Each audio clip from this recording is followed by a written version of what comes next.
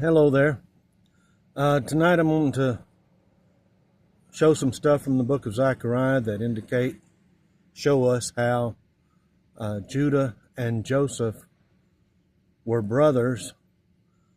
Another time I'll point to Genesis 48 and show how Jacob gave the blessing from the angel that he wrestled to Joseph, and with it the name Israel, so that the house of Joseph and the house of Israel are really the very same thing. But I'm going to start at the 10th chapter of Zechariah, and I'm going to read verse 6. And I will strengthen the house of Judah, and I will save the house of Joseph, and I will bring them again to this place.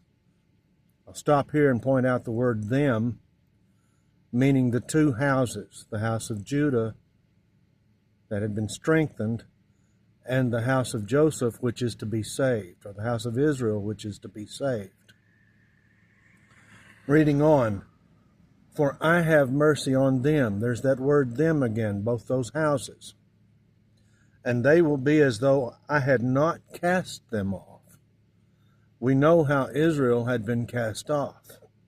We also know how Jesus left the house of Judah desolate when he was crucified. And they shall be as though I had not cast them off. For I am the Lord their God, and I will hear them.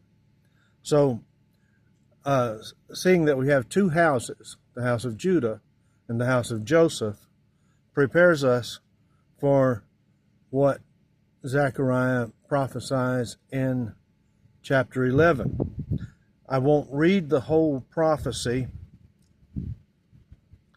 but I will start with verse 4, where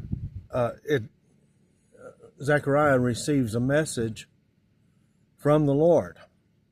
Thus saith the Lord, my God, feed the flock of the slaughter, whose possessors slay them, and hold themselves not guilty, and they that sell them say, blessed be the Lord, for I am rich, and their own shepherds pity them not. For I will no more pity the inhabitants of the land, saith the Lord. But lo, I will deliver the men, every one into his neighbor's hand, and into the hand of his king. And they shall smite the land, and out of their hand I will not deliver them. Now, this is prophetic. And so what he's prophesying is that these shepherds take a new king rather than him, which is exactly what happened when the leaders of Judah went to Pilate and said, we have no king but Caesar. The Lord delivered them into the hand of their king, and their king smote the land. And out of the hand of those kings that they chose for themselves, the Lord says, I will not deliver them. So he goes on to talk about, he says, and I will feed the flock of slaughter, even you, O poor of the flock. And I took unto me two staves, the one I called beauty, and the other I called bands, and I fed the flock. Okay, I'm going to skip down to verse 10. And I took my staff, even beauty, and cut it asunder, that I might break my covenant which I had made with all the people. So the Lord had made a covenant with Israel and Judah, and it was beautiful. But the Lord broke that covenant. Well, actually, Judah and Israel had both broken the covenant before Jesus even showed up on the land. And I said unto them, okay, verse 11, and it was broken in that day. And so the poor of the flock that waited upon me knew that it was the word of the Lord. So this was a prophetic word that Zechariah was delivering with prophetic play acting, we'll call it. And everyone knew that this was not just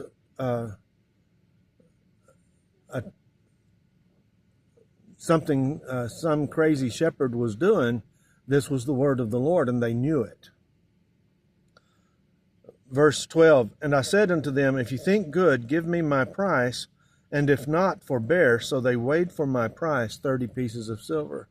And so in the three synoptic gospels, this prophecy is recognized as being fulfilled when Judas took the 30 pieces of silver from those who wanted him to betray Jesus.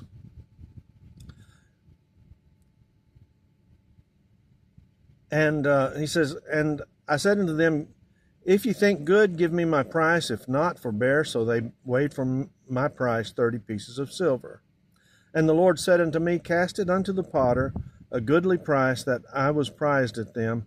And I took the 30 pieces of silver and cast them to the potter in the house of the Lord.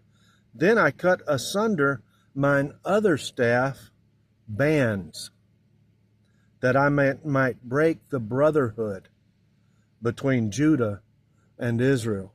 So Zechariah is pointing out that in God's eyes, Judah and Israel were brothers. They were not the same thing. They were not the same entity. They were brothers with a brotherhood that could be broken. So we see that in the life of Jesus, this prophecy from Zechariah 11 was fulfilled. And the night before Jesus was crucified, he began a new covenant with the house of Israel. The 11 disciples that were there and drank the wine with him and ate the bread from him. And then the next day on the cross, Jesus drank the fruit of the vine and consummated the covenant, the new covenant with the house of Israel, so that there was no longer brotherhood between the new covenant house of Israel and the Jews who had chosen for themselves Caesar as king. So going back over it, Judah and Joseph were brothers. It's evident. Everyone knows that. Genesis 48, the blessing that Jacob got from the angel who named him Israel, was given to Joseph and his sons. And thus, the house of Joseph became the house of Israel. And then in chapter 11 of Zechariah, we see that the brotherhood between Israel and Judah was broken. Now, going back to that first verse that I read from chapter 10, we know that there will come a time when Judah and Israel comes together again, and Ezekiel prophesies it too. They will come together again in the hand of the Lord, and we look forward to that time. Thank you.